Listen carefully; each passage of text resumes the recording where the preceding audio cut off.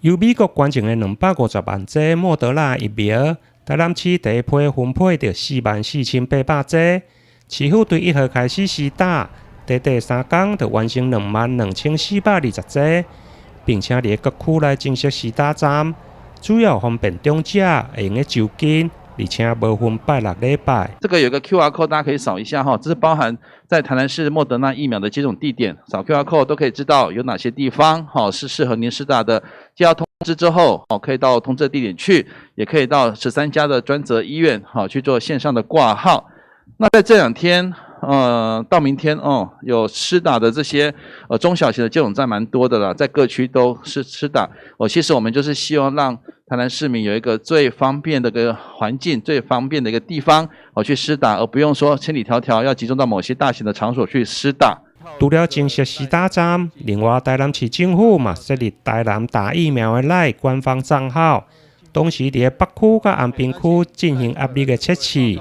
如果顺利，嘛将扩大推广到其他的行政区，让长者用方便登记疫苗的注射。由于我们第一个有城乡有数位落差，第二个年纪大的长者有时候他对于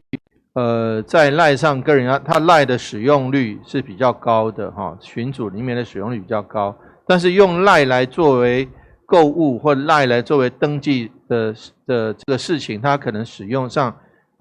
会也需要有一些协助了，要不然他平常就是接收这个图卡传图卡给别人，但是其他其实赖的功能还有很多。台南打疫苗这套系统呢，是市长特别要求之下任务就是我们一定要开发一套连长辈呢都能够使用的系统所以我们当时候呢